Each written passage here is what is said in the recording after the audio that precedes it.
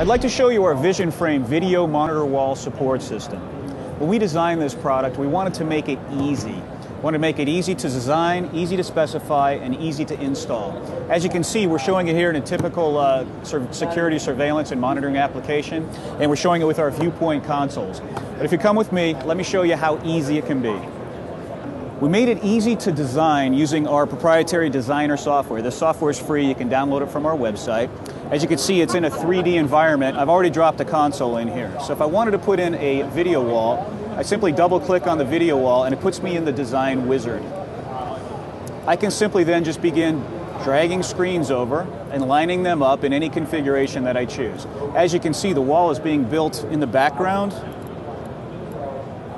and this software will output what the factory needs to make the wall to exactly to your specifications. If you notice that one turned red when I dropped it over, it'll preclude you from putting monitors where they won't actually fit.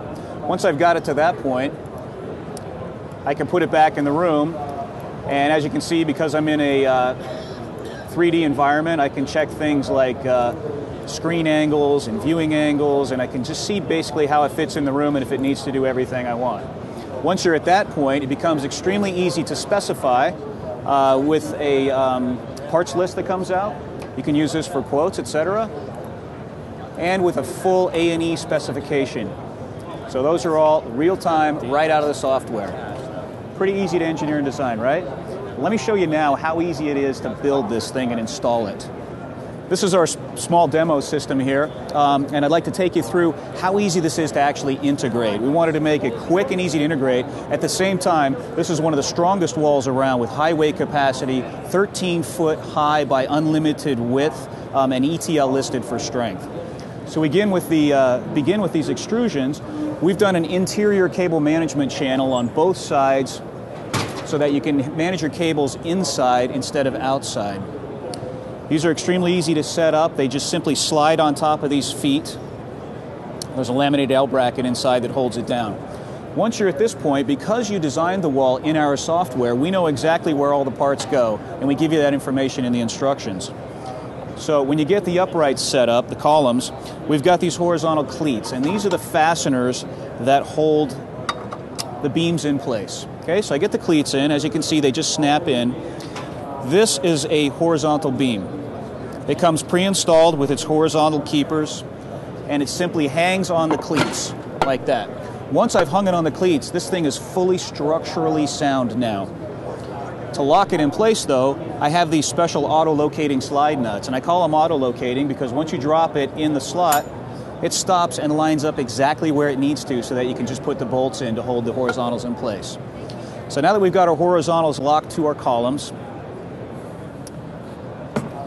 the next step is to take the mount assembly. The mount assembly comes from the factory just as you see it.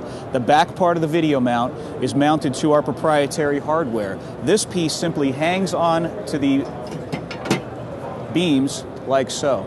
Once it's hung in place, take this fastener. This is called a screen lock fastener, proprietary to this wall.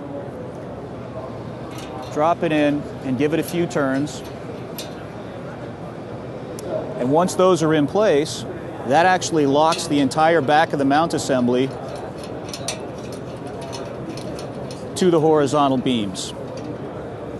And as you can see now, this can't go anywhere because it's held in by those screen locks. The reason they're red is after you're done installing this portion, we want you to stand back and make sure you see some red dots, and when you do, you know that it's safely locked in place. After this,